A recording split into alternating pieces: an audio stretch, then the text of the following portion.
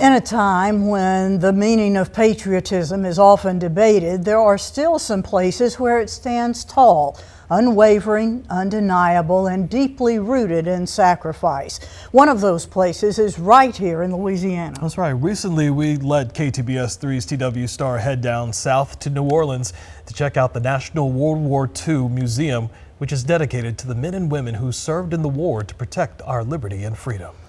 Through powerful exhibits, personal stories, and historic artifacts, the museum doesn't just preserve the past, it inspires the present. Here's TW with more. I've lived in Northwest Louisiana for close to 12 years, and I'm almost embarrassed to say that I've never been here to the National World War II Museum in New Orleans. What an amazing museum, and it's not too far from home. The Battle of the Bulge was the largest engagement in the history of the U.S. Army.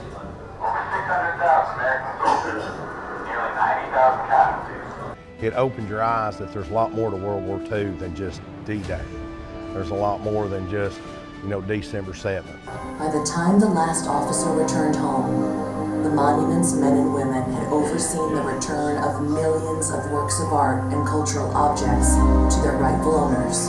We have an incredible repository of more than 200,000 artifacts relating to the Second World War. We tell the story of why the war was fought, how it was won, and what it means today. The museum spans over 7 acres and 7 different buildings with a multitude of interactive feature films and galleries that will engage people of all ages. We have a number of interactive galleries. We have galleries that tell the story of the war from all the way in the 1930s, prior to U.S. entry, all the way through the legacy of the war into the latter half of the 20th century.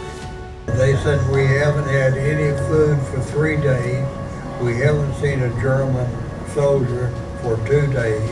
As scientists gather from around the world to work on the bomb's design and trigger mechanism. Sylvia Murphy was born and raised in Shreveport.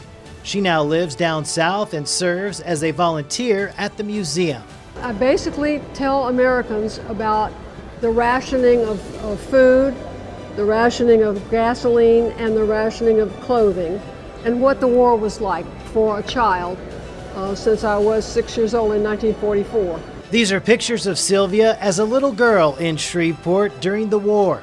She had uncles who fought in Europe and the Pacific.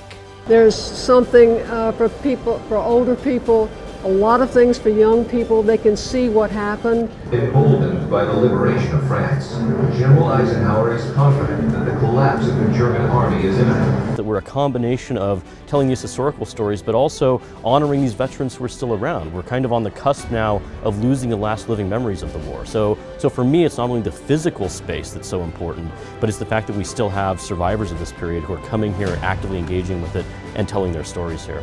In New Orleans, TW Star, KTBS 3 News.